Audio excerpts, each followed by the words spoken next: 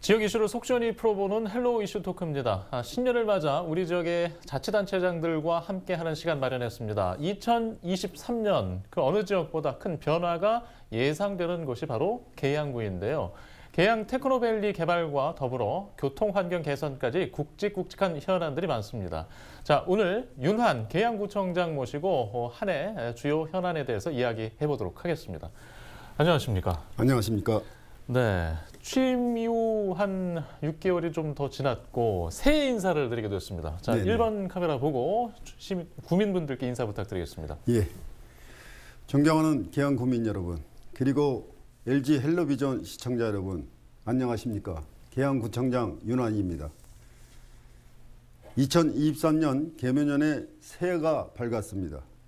지난해 우리 구는 민선 8기 새로운 계양시대 개막과 함께 더 큰 변화와 발전을 향한 힘찬 발걸음을 내딛었습니다. 특히 우리 구민의 성원과 기대 속에 착공한 계양 테크노밸리는 우리 구가 수도권의 첨단 산업 도시로서 새로운 역사를 만들어내는 대장정을 시작했습니다. 저는 계양구청장으로서 구민들께 부여받은 막중한 책임감과 소명의식을 향해 항상 가슴에 새기며 꿈이 있는 변화의 도시 비상하는 계양구를 만들기 위해 최선을 다하겠습니다. 구민 여러분들의 가정에 소망하시는 모든 일들이 이루어지는 행복한 한 해가 되시길 바랍니다. 새해 복 많이 받으십시오. 청장님, 이제 계양구에 이제 여러 가지 소식들이 많잖아요. 네네, 네. 뭐 현안들도 많은데 지난 취임 이후 6개월 동안은 뭔가 좀 청사진과 밑그림에도 정리하는 시간이었다면 또 올해 가장 맨 앞에 떠오르는 현안 어떤 것이 있을까요? 뭐 여러 가지 사업들이 있겠지만 먼저 뭐 우선순위로 하나만 꼽으라고 말씀을 하시면 네. 뭐 지역 경제라고 저는 생각을 합니다. 그래서 올 한 해 계양 산업단지, 계양 테크노밸리 조성이 계획대로 추진될 수 있도록 행정력을 집중할 그런 생각을 갖고 있고요. 계양 산업단지는 지금 이 승인 절차 중에 있기 때문에 네. 조만간에 승인이 완료될 것으로 기대를 하고 있고, 계양 테크노밸리는 뭐 아시다시피 상기 신도시 중에 가장 첫 삽을 뜬 지난 11월 15일 날 착공을 해서 순조롭게 지금 사업을 추진 중에 있기 때문에 저희가 계양 테크노밸리나 계양 산업단지가 완공이 되면 일자리 10만 개 시대를 만들어낼 수 있을 것이다, 이렇게 기대를 좀 하고 있고요. 지금 상기 신도시가 성공을 하기 위해서는 지하철 연결 문제라든지 또 사업지구내 문화체육시설, 이런 편의시설이 충족이 돼야 되는데 이런 부분들이 좀 미흡한 것 같아서 이런 부분들을 역점으로 두고 추진을 하도록 하겠습니다. 예. 기억하시겠습니다만은 과거 계양구가 뭐 배드타운이다 이런 이미지로 언급되다가 이제는 성장 동력들, 뭔가 일자리까지 쌓여 있는 사업들이 지금 한꺼번에 기다리게 하고 있는 것 같습니다. 네. 자, 맨 앞에 이제 계양 테크노밸리가 있죠. 지금 조성 상황은 어떻습니까? 뭐 말씀드렸다시피 이 신도시 지금 발표한 도시 중에는 가장 먼저 11월 12일 날 저희가 착공식을 가졌기 때문에 또 이 국토부 관계자들이나 인천시 여러 관계자들이 함께 참여해 주셔서 감사를 먼저 드리고, 인천 그 테크노밸리는 공동주택이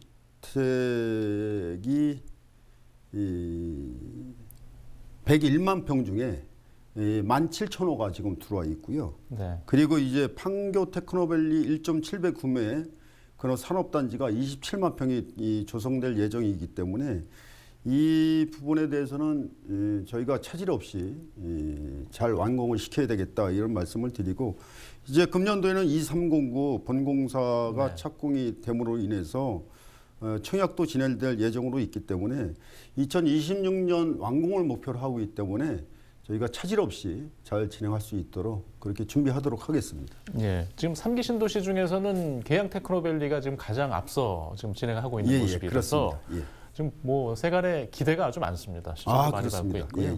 차질 없이 잘 완공시키도록 하겠습니다. 네. 지금 이제 여러 가지 산업단지에 대한 기대도 있지만 네. 지금 이제 문화체육시설 또 토지 이용 계획을 보면 또 기대할 수 있잖아요. 네네. 어떤 모습이 될까요? 지금 그 신도시의 그 인구 계획에 맞는 생활 SOC 시설이 적절한 배치가 필요하다. 전 그렇게 보고 있거든요.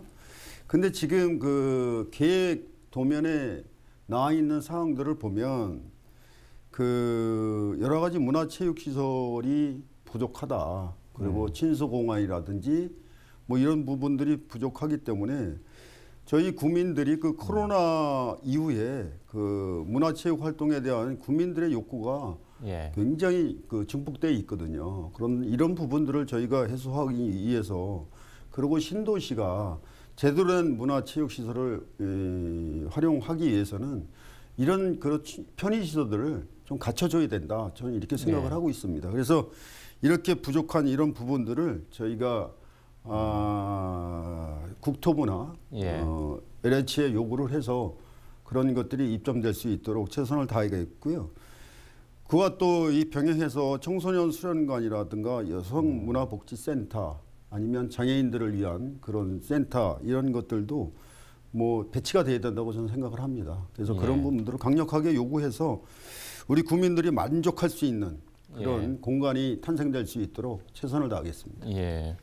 뭐 걱정하시는 대로 이제 계양구 주변에는 아르뱃길도 있고, 네, 그렇습니다. 불포천도 있고 이런 친수 공간들을 활용한 고민들이 사실 좀 꼭 필요하게 느껴집니다. 철도 이야기도 좀 하고 계신데, 이제 가까운 대장 신도시에서는 대장 홍대선이라든가 부천의 어떤 철도 연계망이 갖춰진 모습이에요. 네, 그렇습니다. 그런데 과거 대광이는 이제 대장 신도시와 계양 테크노밸리를 SBRT 버스 노선을 통해서 뭔가 해결을 하려고 했단 말이죠. 지금 우리 시각은 다르지 않습니까? 네, 그렇습니다. 지금 상계 신도시 중에 유일하게 철도 계획이 없는 곳이 계양 테크노밸리다. 그래서 2021년 1월에 광역 교통 개선 대책으로 이 SBRT가 제시되었는데 이 버스 노선 갖고는 수송의 한계가 있다. 저는 이렇게 생각을 하고 그래서 이 9호선을 좀 연장했으면 좋겠다. 그래서 이 계양 테크노밸리가 제대로 된 신도시가 만들어질 수 있는 그런 그 여러 가지 조건들을 저희가 강력하게 요구를 하겠고요. 이 또 하나 문제가 지금 그 계양역이 거의 포화 상태거든요.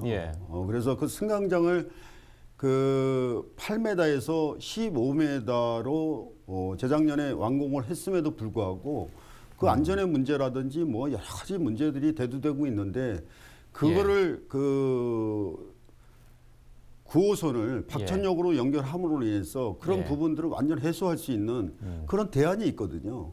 그런데 결국은 그걸 하지 못하겠다는 거에 대해서는 저는 상식 밖의 일이다. 도저히 이해를 할 수 없고 납득할 수 없는 그런 부분입니다. 지금 이제 9호선 언급도 좀 해주셨기 때문에 그럼 더 이야기를 해보겠습니다.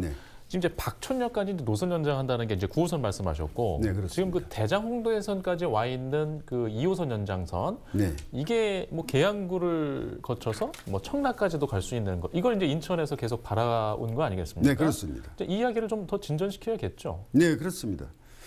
저희 뭐 대장 홍대선을 박천역으로 연결하는 것이 전장이 4km 정도고 서울 지하철 9호선이 그 박천역을 연결하는데 약 한 5km 정도 되거든요. 그래서 결국은 이게 사업비가 문제가 있다거나 뭐 이 연결하는데 무슨 기술적인 문제가 있다거나 이런 것이 아니고 결국은 생각의 차이라고 저는 보고 있거든요.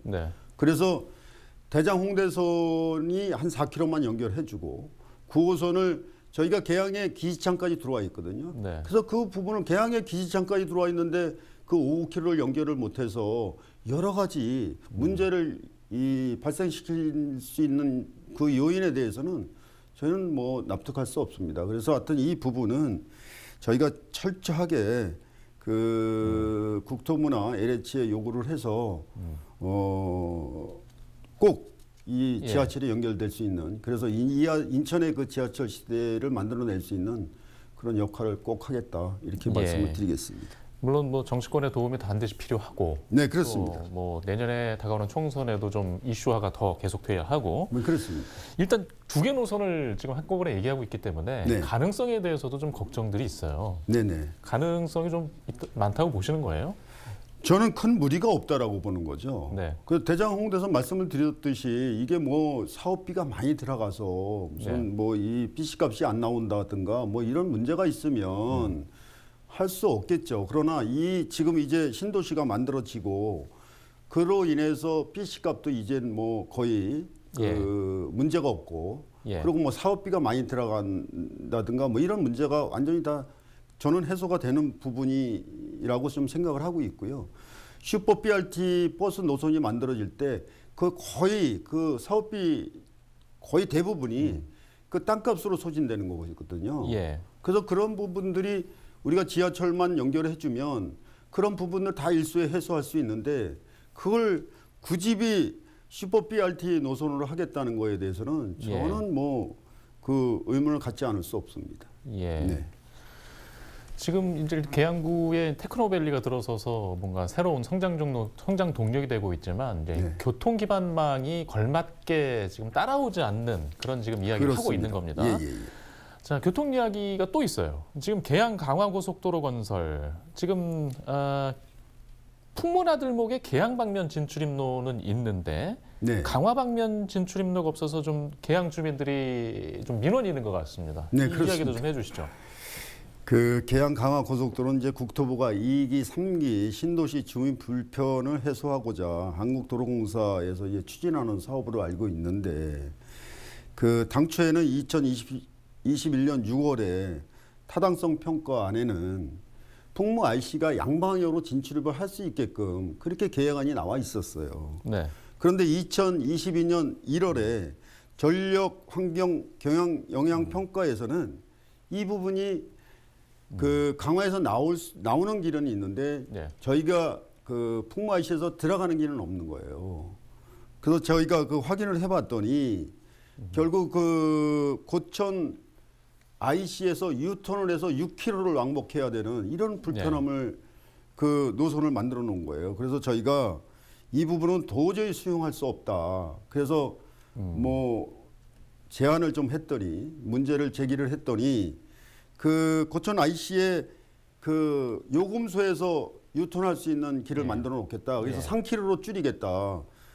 아니 저희가 이 진입 방향이 요금소를 2번 통과하는 그런 고속도로가 어디 있겠습니까? 네. 그래서 이런 부분들은 도저히 저희가 납득할 수 없고 그래서 인천시나 그리고 이 국회 예산정책협의회를 통해서 저희가 강력하게 이 시정 조치를 요구한 그런 상황이 되겠습니다. 예.